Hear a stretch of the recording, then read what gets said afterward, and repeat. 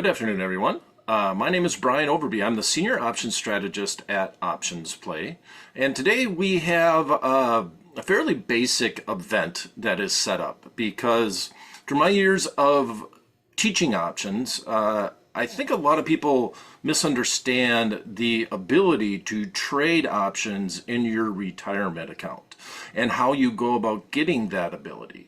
I personally have an IRA account that I like to trade in, and a big reason why is that you don't have to deal with the tax issues and ramifications that are involved inside an IRA account. Just like you would with stocks, you don't have, if you're dealing with an IRA account, you pay taxes at the end when you take the monies out. So it's always a very interesting way to address your retirement by doing some simple strategies, and we're going to actually introduce a couple of little bit more advanced strategies in your IRA to try to generate income above and beyond any income that might be received from stocks that pay dividends.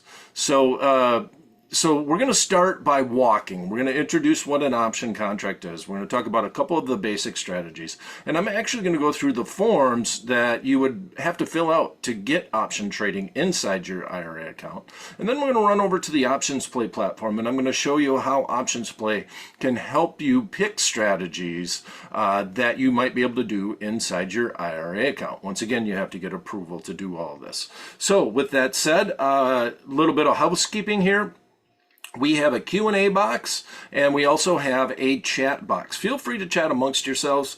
Let us know where you're from. Let us know where you're calling in from. And you can do that by just clicking on that chat box. But if you have any questions, I'll be happy to try to address them. Just put them in the the box that actually has the question mark. That is the Q&A box. Now, I'm going to try to keep this down to about 30 minutes or so. We're going to try to shorten them up a little bit more than what we normally do in our OptionsPlay Thursday educational events. And with that said, let's get right into the presentation. Every Thursday we have an education, and we're all about educating the average investor on option trading. And obviously we try to give you some tools to try to help along the way, and that's the OptionsPlay platform, optionsplay.com. And by doing this and by showing the platform, which I'm going to do today, I always have to let you know that nothing's meant to be a recommendation. Options do involve risks, and you should be aware of these risks before you decide to trade options. And here is the one little snippet saying, hey, check us out. If you grab your phone right now and you take a snapshot of that QR code, it will take you to a sign-up page, and we will give you a free 30-day trial. No obligations, no credit card, no anything that's involved to check out the OptionsPlay platform and some of the tools that I'll be sharing with you today.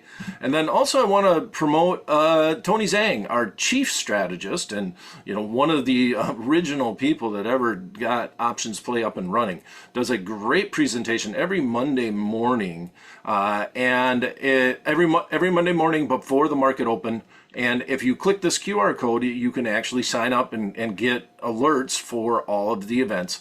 Tony goes through an in-depth look at the markets and talks about some of the stocks that we've used the OptionsPlay tools to research, and a lot of these stocks we actually highlight inside the platform. So Tony goes into more detail on it. Great webinar every Monday morning. If you want to learn more, please grab your phone and copy that QR code right now. Take a snapshot of it. All right, so here we go. Basic options. North Texas. All right, I like that. Chicago. I spent a lot of time in Chicago, Bart. Used to live next to Wrigley Field. Spent a lot of times at Wrigley Field. Good times there. And Samson's calling in from New York. All right, well, thanks for sharing that. And that's, you guys chat amongst yourselves in the webinar chat. And once again, if you have any Q&A questions, please do put them in the question one that is meant for Q&A. For basic option positions. Now, if you look at options, and in general, this is a slide that I almost include in every presentation because there are 4 things that you can do with options. If you buy a call, that means you are bullish on the marketplace because you have a right to buy the underlying stock. Now, that right means that if I buy something, I pay cash. For that cash, I'm going to get a right. That right will be to buy the stock at a specific price for a specific period of time. And by buying option contracts, you receive a right and not an obligation. Now, on the other side of the coin, if you sell options, one second here. If you sell options, you take on an obligation. You receive that premium, and for that premium, you then have an obligation. And that obligation on the call side is to sell your stock. So if I look to do this, I'm going to take on an obligation to sell. And that's actually where call came from. The reason why they call it a call is that you can call stock away from someone. And what's really odd about the options trading world is everything's coming from the calls from the seller side of things. A lot of people think of options and they think of buying options to speculate on stocks, but options really were originated to try to protect an asset. And that's where this can be helpful in an IRA account. So a lot of the terminology comes from the sell side. So when you sell an option contract, a lot of times you're referred to as a writer of the contract because you are writing up the contract and somebody's buying, and the terms and conditions that are in the contract are what the buyer has to make good on and the seller has to make good on. Now, on the other side of the coin, we have puts. We're going to look at puts a little bit today, but if you buy a put, you have the right to sell the underlying stock. And I'll tell you, after teaching options for 20 plus years, that people still struggle with questions on puts because you're buying and it means sell. Buy means sell, and it means that you're bearish on the marketplace, but it's really hard to phrase a question correctly. And then if you sell, that means you take on an obligation to buy. You are the writer of the contract, you receive the premium, you have that obligation to buy that stock at that strike price up until that expiration date. So two of the most common strategies that we see in an IRA account are the covered call strategy and a cash secured put strategy. Now, you're going to realize that these are very similar. They're actually synthetic positions of each other. They have a little bit more dynamics that are involved, but this is by far the most popular option strategy that I see retail customers use inside an IRA account. So, what is a covered call? You own 100 shares of an optionable stock or an ETF. So I own Apple. I have to own at least 100 shares of it. And I say to myself, if Apple goes up, I don't mind selling it at a higher price. If you're doing that without options, you're actually placing a limit order and saying if it gets to this price, which is higher than where the current stock is at, please go ahead and sell my stock in the marketplace. In the options world, that price would be the strike price.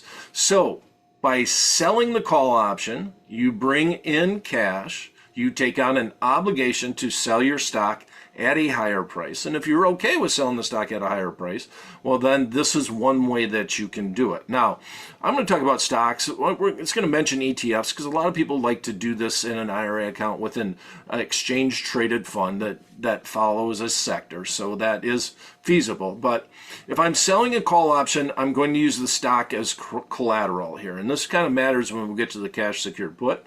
And for that collateral, I receive a premium, and it creates that obligation to sell the stock at a higher price. So if I buy the stock outright, this is what a profit and loss graph would look like for the stock.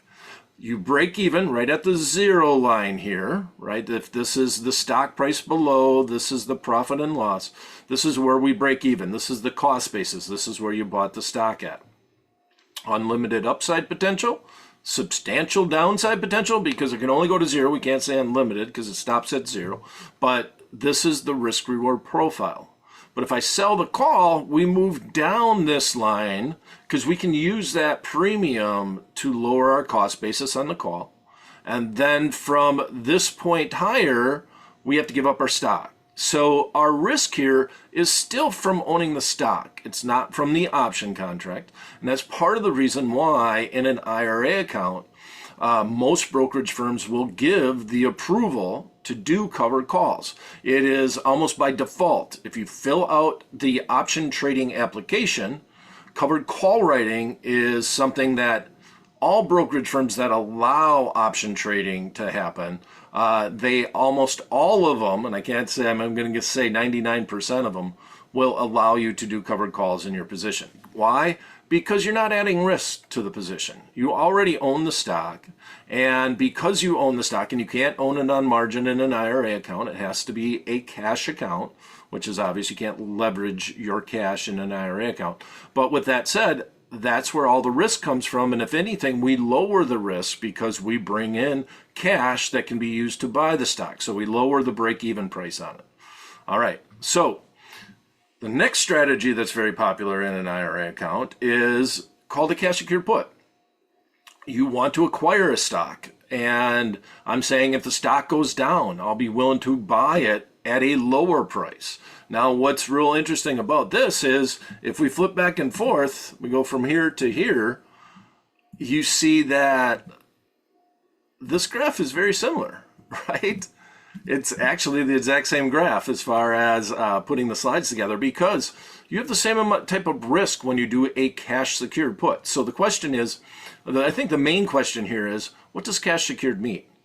It means that I'm in an IRA account, I want to buy the underlying stock, and if I were to buy the underlying stock, I have to pay for that stock.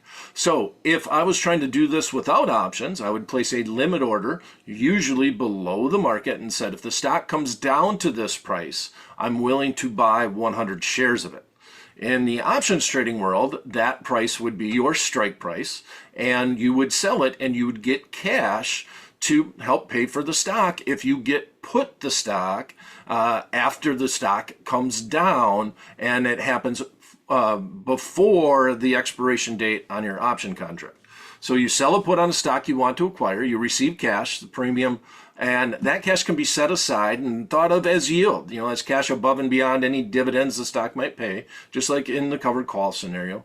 But it creates an obligation to buy the stock. Now, the biggest difference about a cash secured put and a covered call, they are both very similar as far as the risk is concerned, because if the stock does come down and it hits your strike, you got to buy the stock, and you still have that obligation no matter how far down it goes. So it's a very similar profit and loss graph to owning the stock, because it's going to get put to you.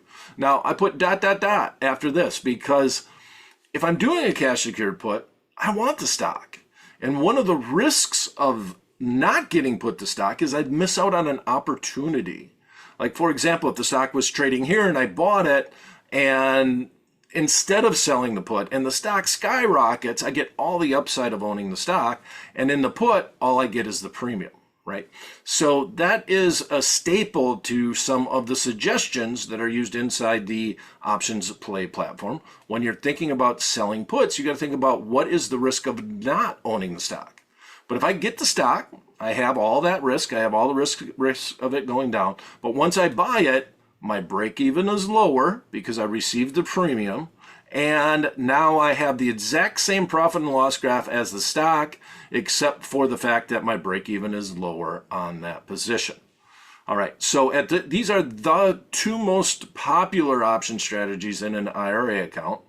And I'm going to kind of talk a little bit about the wheel strategy. We've done a lot of webinars on the wheel strategy, and it's something that a lot of people want to do, and I'll define that term a little bit later on. All right, so I'm going to stop and see if we have any questions to start with. I know this is a fairly basic seminar, so I do want you to know that I'm not going to blow your doors off here. The biggest thing that you might, if you've been trading options for a while, is just understanding how to set up an IRA account so that you can do it inside any type of retirement account that your brokerage firm allows option trading in. All right, so with that said, no questions so far. Let me pull this up. And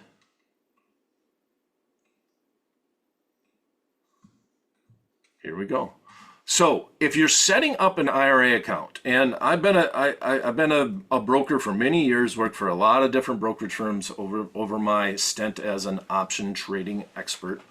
And one of the biggest things that you have to realize is that a brokerage firm has to do their due diligence.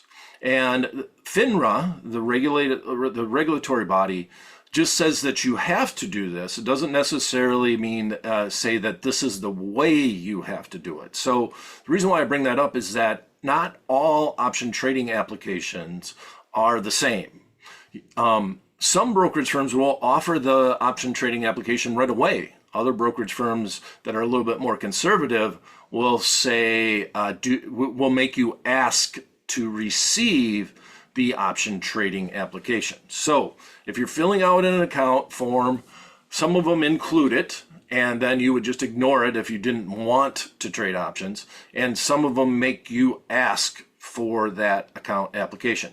But this is a general one that I pulled off the internet, and these are normally the questions that you get.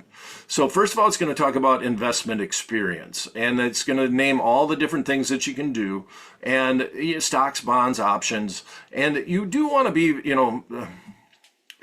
I'll put it this way. You want to be as honest as you can about things, but they're not going to go back and research and try to say, oh, no, you said, so don't worry about the fact that, what, have I been trading stocks for 10 years or has it been 12 years? They're not going to go back and actually try to determine the first time you ever bought a stock. Okay, so be realistic about it. They're doing this because they have to know their customer, and that's the rule as far as FINRA is concerned. A lot of people ask, like, well, why do you need to know my net worth, that type of thing, and FINRA makes that an objective when they're putting together the account applications. All right, so your investment objective. Now, if you're going to be trading options, you don't want to type preservation of capital. It's very obvious this is not going to be your number one thing, right? But it's very obvious that everybody wants to keep their capital. They don't want to lose their capital. So in this one, they're actually doing it in a rank of importance. And if you're doing options, you want to know that you could be speculation, aggressive income. These are the terms that go along with option trading. Brokerage firms aren't going to tell you that. They want you to fill it out, to the best of your ability. But make sure that you rank them fairly high if you want to be trading options. Aggressive income would imply the two strategies that we just talked about, covered call writing and cash secured put selling. But don't let the term aggressive scare you. Just passive income would probably be considered dividends. All right, so you'd rank them. Make sure you rank these ones fairly high. Preservation of capital, that would be your lowest if you're thinking about option trading.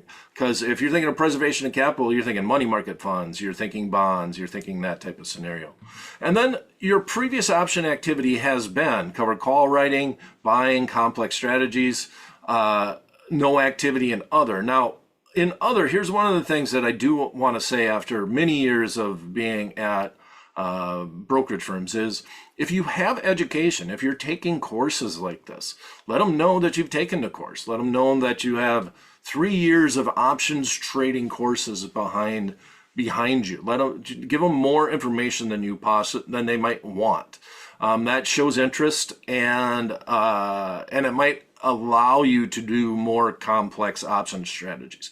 But realize that if you just click covered calls and you want to buy a call later, if you click covered calls, that's the lowest level of option trading that is out there, and they're just going to give you covered call rating. All right, they're not going to say, oh, this person's traded options for 10 years and they want to do just covered calls, so let's give them complex strategies. So be realistic about it, okay?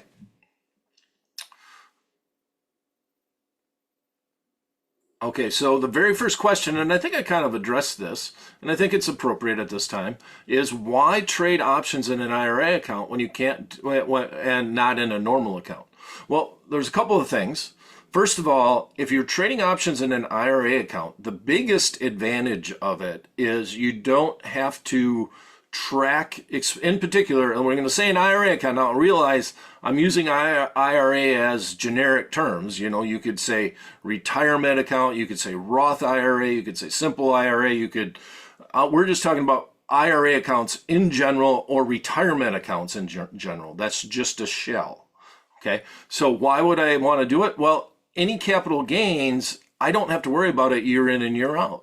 If I'm trading in an IRA account, and I just want to emphasize that I'm not a tax professional, but in IRA accounts, in particular, you take your money out at the end of the IRA, right, when you're retired, and then you pay taxes on it. So it's a lot less of a headache to trade options in an IRA account. So this is what the theme is here. This is the reason why we're doing this seminar, is so that people understand that this is feasible. Back in the day, a lot of people, it was kind of a misunderstanding that, well, you can't trade options in an IRA account. It's too speculative. Well, it's speculative based off of the strategies that you use, but options can be used very conservative. We just showed you 2 strategies that you could possibly do. Okay, so now I also grabbed from this generic trading application for options the levels. So every brokerage firm will assign the levels, and they're usually pretty similar, but remember that there is no standard form, that FINRA just says you have to assign a level. It doesn't necessarily mean that all the levels across all the brokerage firms have to be the same. So if you sign up for option trading, you're going to get level 1. Very rare. I mean, like I said, once again, there's no absolutes in the brokerage world, but 99% of the time, they're at least going to give you covered call writing, because all you're saying is, I'm willing to sell the stock at a higher price, and I want to get paid for doing that. So covered call writing is very straightforward. All the risk comes from owning the stock, and they usually include, and this is the terminology that was actually on the slide, cash, or on the PDF form, I should say, that I grabbed this text from, cash secured put writing. Now, this writing is a term for selling, and I go back once again to the very foundation of options, that almost everything comes from the writing side of things, or the selling side of things. As a matter of fact, where options first came from was to protect things, and much the same as your car insurance. What do you call the person that sells you your insurance policy? They are referred to all the time as underwriters of the policy. And that's directly where that term comes from in the option trading world. So it's a very common word. So level 1 would include cash secured, or covered call writing, and cash secured put writing. And it would not include uncovered equity put writing. Equity is another term for stock. This is legal terms that are in here. But uncovered implies that you are not cash secured. It implies that you do not have the cash to be able to buy the stock if it gets put to you. It's the same strategy. You still click sell option, right? You still enter it the same way, but there's a big difference between cash secured, having the cash to buy the stock, and doing it uncovered, which is a much more speculative way to do it. All right. So level 2, which a lot of people would think is the easiest thing to do in option trading, but there is a lot more risk involved with purchasing calls and or puts.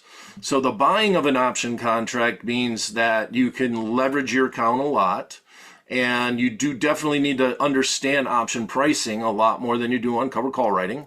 And in that, if the call stock, and on covered call writing, if the stock just gets called away, it's because you sold that call and you give up the stock. When you're buying puts and calls, understanding time value, understanding how other variables like volatility can affect the price of your options is a very important thing. So that becomes level 2.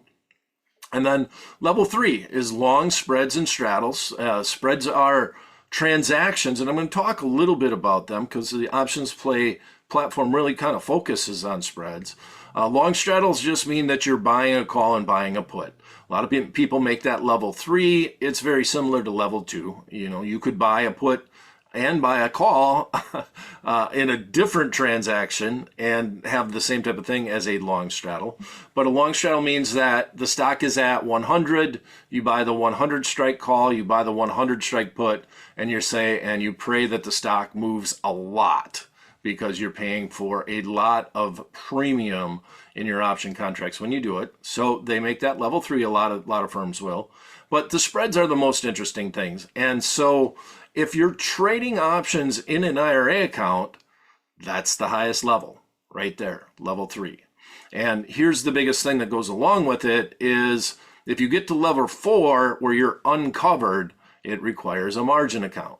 If you get to level 5, uncovered call writing and index put writing requires the use of a margin account. You get to level 6, uncovered index writing requires the use of a margin account. So the difference between these strategies, level 4, 5, and 6, and 1, 2, and 3, is that these are defined risk. Cash secured put writing, you still are buying the stock. It's not any different than the risk of owning the stock outright. A lot of people might, I guess it's one of those misnomers once again, in that if I sell this, I have more risk than if I just own the stock. It's the exact same risk. We showed you the profit and loss graph. So if it's a defined risk strategy, you can do it inside an IRA account. And once again, you fill out these two forms. You go back here, I'm going to go up one. And if you hit this, if you go in here and you say, I only want covered call writing, if you don't fill out, you want aggressive income, if you don't want any speculation whatsoever, they are going to not really care much what you select over here because they're going to assign the level. So you can put whichever you want in here and you can lean them that way. But if you only put level 1 and you really hope that, oh my gosh, I hope they give me level 3, well, you put level 1, you're not going to get level 3. That simple.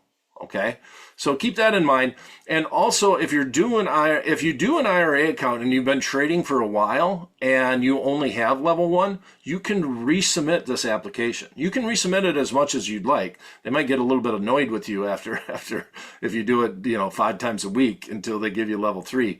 But just keep that in mind. And highlighting education is one of the things that brokers will look at from time to time. There's no doubt about that. So just do that, and just keep in mind that this is a FINRA requirement that's called Know Your Customer. All right, so if you look at, let's see, I got one more question, and then I'm going to start getting into some strategies here. Have you heard or gotten any feedback on the brokerage company Public? Yes, I have heard of Public. I don't know much about them, and I haven't got much feedback. They're fairly new. There's some interesting incentives on matching and stuff like that. Yeah, it's not. I don't really want to make it a commercial about Public, but I have heard of that overall, and I will just leave it there. All right, next, short vertical spreads. Okay, now. This is the next level. I'm going to talk a little bit about long vertical spreads, and I'm going to let you know what vertical means and where it comes from. If you can do a short vertical and you can do a long vertical, and all it means is that if you're trading, if you are back in the day and you are on the floor of the Chicago Board Options Exchange and you are a market maker and somebody comes in and says, I want to trade a vertical spread in Apple, I look up at the quote boards, and guess what I got to do to figure out my quote? I have to look at the 2 option contracts that are in the trade, and I have to look vertically on the board because the strikes are listed vertical, and hence the name vertical arrived. So that is the terminology that is used on the trading floor. Some people, I think in the retail space, refer to them as either a bull put spread or a bear call spread, and I highlighted these names on this slide over here. But this is something that you can do that has defined risk and brings in income by selling these spreads. And the way that we will approach it inside the OptionsPlay platform is we like to sell and bring in a lot of premium and do it on stocks that either we are bearish on or bullish on. And this is probably one of the, I don't know, when you go to the next level, you get beyond cash secured put writing and covered call writing. I see more people do this type of strategy, trying to generate cash, because in an IRA account, especially if you're retired, you want cash, right? You want to be able to take the cash out to live on. And that's why you see a lot of people do dividend strategies on stocks. They only buy stocks that have high dividends. And that's because they want that capital. And hence the reason why Covered calls. They want that capital to bring in so that they can take it out on a monthly basis and use it to live off of. Short spreads and covered calls and cash secured puts can all be used to just get to retirement. But once you get there, these are some very popular strategies to do. So they can be established with puts or calls. They offer limited risk and reward and a high probability of success. And I'll tell a little bit more to that when we get into the actual trades. A neutral or bullish or bearish outlook, neutral to bullish or bearish, outlook. So in other words, if I'm selling these spreads, if the stock just stays where it's at, you're okay. You'd like them to go the opposite direction. Like if you're doing a bull put spread in this scenario, ideally you want the market to go up. But if it just hangs around right here, that's fine, because the time decay factor is on your side. If you do a bear call spread, same situation. You have limited risk, right? It's very similar to the risk of being short stock. But if the stock just hangs around here, time decays, and you can make money from the time decay or the time component that's in an option trading strategy. So here's how the break even works.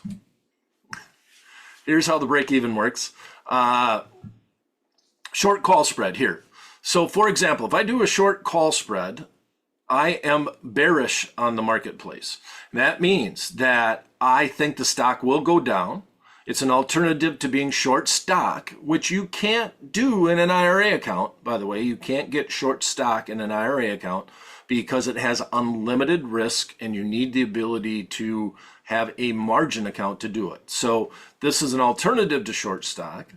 Stock trading right around here, if you got short, you would have unlimited profit. Well, it would actually be on the upside. As the market goes down, you have substantial profit potential and you have unlimited loss in this direction. But with that said, you sell it. This is where your price is at. If the underlying stock gets to that level, you only have risk between the strike prices, and then your loss is limited from this point on up. And if we look at it on the short call side of things, oops. Oh, there's the short put spread. All right, I must have hit that twice. So here's the short put spread. And the short put spread is the same scenario in that if I sell a cash secured put, right, I'm saying I want the stock to come down and I want to get put the stock. If I do the short put spread, I'm bullish on the market. Market's trading somewhere up here. And if the stock comes down, you could put the stock to me, and this is actually an alternative to cash secured put spread. Sometimes I will do this saying I still want to buy the stock, but I don't want to buy it if it goes all the way down. So you have limited risk, and this can be used as an alternative. The max reward is going to be limited to the credit received when you set up the trade. The max risk will be limited to the difference between the strikes, this strike and this strike, minus the net credit received, and the break even is the short put strike minus the net credit received, which is right here. This strike minus the credit received. Now, once again, if I'm doing this type of strategy, I am doing higher probability of success trades that if the stock just stays where it's at or goes higher in this scenario, I'm okay. I'm not speculating necessarily on price movement. And once you get into that, where you're saying, I think this stock is going to go up after earnings, right? Google just announced earnings and the stock moved up. Man, I wish I would have I thought Google was going to go up. What could I have done? Well, that strategy is the long call spread. Okay, so a long call vertical spread is usually used more so for the speculation aspect of it. You can set them up differently. I'm just giving the general parameters. I don't want to make this a debate if a long call spread is more of a risky trade than the short call spread or the short put spread. But bottom line is most people that are doing this are speculating on a move. I'm paying a net debit. It's an alternative to buying a call outright. I have limited and known upside, but I reduce my risk to the downside comparative to buying a call outright. So in this instance, the max reward is limited to the difference between the strikes minus the net debit paid. The max risk will be that net debit paid, and the break even is the long call strike plus the net debit paid. And that's where you end up at the break even. But it's an alternative to buying stock outright. All of these are alternative strategies. And the biggest thing, if you want to do them in an IRA account, in our scenario, you needed to have level 3 to be able to do it. And they have to be limited risk strategies. And on a long call spread, you have to have the capital to be able to pay the net debit for the spread. All right, and I'm seeing a few more questions pop up.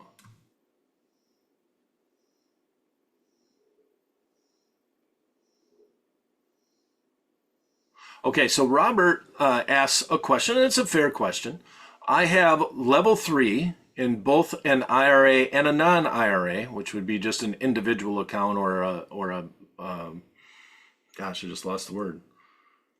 Or you have 2 people in an account. So given so for a given play, how would you choose where to do it? Well, Robert, I guess that would be more so a scenario that I would want to go through. If I am thinking about doing a play and I am more speculative on it, right? I don't necessarily want to do that in an IRA account. I want to do stuff that is a little bit more conservative. So if I'm thinking about these 2 different types of strategies, it does depend on how you're trying to grow your positions. But covered call writing, cash secured put writing, those are more popular in an IRA account, mainly because you don't have to track all of the short-term capital gains from selling option premium. Doesn't mean I can't do it in an individual account, but that strategy is more so for an IRA account.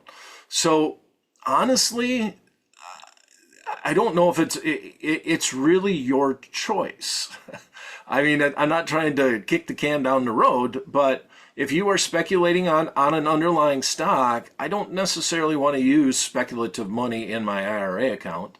So I'm going to lean towards more conservative strategies in the IRA as opposed to maybe more speculative strategies outside of the IRA.